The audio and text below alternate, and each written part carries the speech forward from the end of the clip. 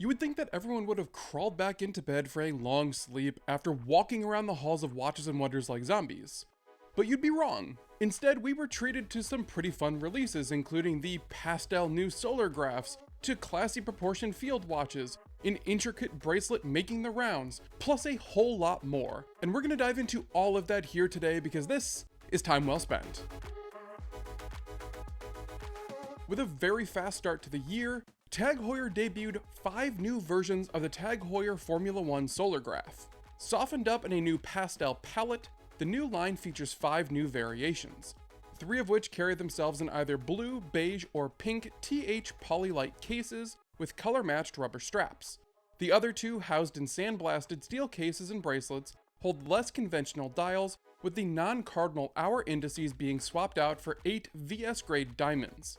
The same case dimensions from before at 38mm in diameter by just under 10mm thick remain, along with the sporty 100 meters of water resistance and no frills reliability of the solar-powered TH50-00 solar graph movement within.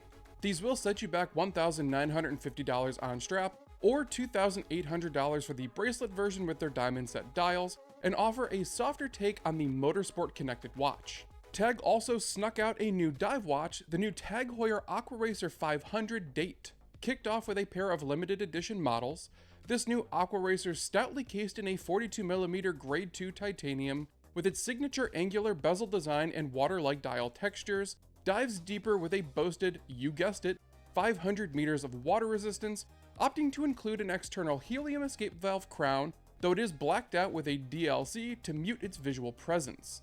Coming in at a somewhat hefty price point of $5,400, they do put themselves up against some pretty stiff competition, but interestingly brought a Khaki manufactured caliber to the fight, built to COSC certification and achieving 70 hours of power reserve operating at 4 Hz. So for roughly $600 in savings, TAG is looking to fight the other Khaki powered 500 meter dive watch, the Tudor Pelagos. Again, some pretty stiff competition, but hey, choice is never a bad thing, right? Hamilton gave us a very meaningful update to the Hamilton Khaki Field Mechanical. Technically bringing back one of its more historically accurate military watches, the new field watch sticks close to the old design from the 1970s with a smaller 36mm case diameter. Dubbed and then embossed on the case back with the United States of America 250th anniversary model, it directly references a US Air Force issued FAPD 5101 Navigator watch down to the fixed lug bars and acrylic crystal. The just over 10mm thick case houses the H50 movement, a Powermatic 80 caliber with 80 hours of power reserve at 3 Hz, though includes the Nivacron balance spring for better anti-magnetism.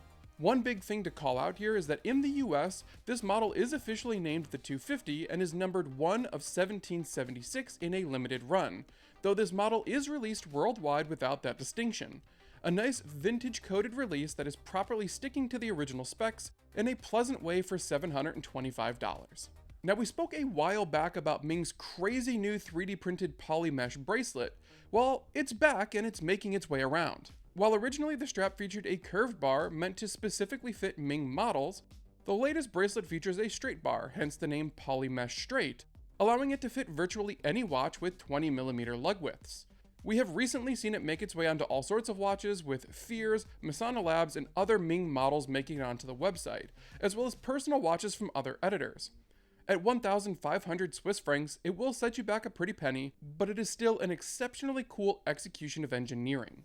Following that sold-out trio, Nodus has brought back the Sector 2 Field Titanium watch, but this time with a bit of a colorful twist. Still cut in the same 38x47mm titanium case with a thickness of 11.7mm, these new variations put a twist on that old design, pulling that dial color out by cerakoting the entire case.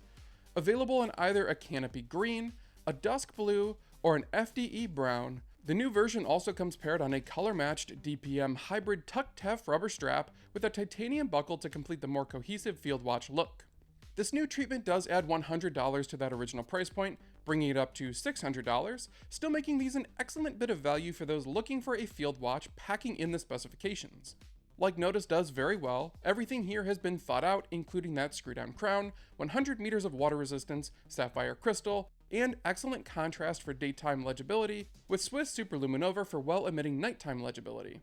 You'd be hard-pressed to do better in this category, which if you're interested in diving into, coming up on this channel we're going to be diving into the best field watches for under $1,000, so stay tuned for that. Neutra kicked off a really interesting new program that got a bit buried under last week's news, a new program called One of a Kind. For now, it is a landing page on the website and potentially a quick share on social media, but the one-of-a-kind project aims at offering a single variation, an exploration, and a standalone solution on Neutra models that will only ever be made once. It was kicked off with a Rivenera Payne's Gray version priced at $1,810, which does include the import duties, and paired a unique gray dial with rose gold tone details against a burgundy English buffalo leather strap. Frankly, a striking execution of the Rivenera, and a promising start to this program that will hopefully continue to produce more interesting pieces.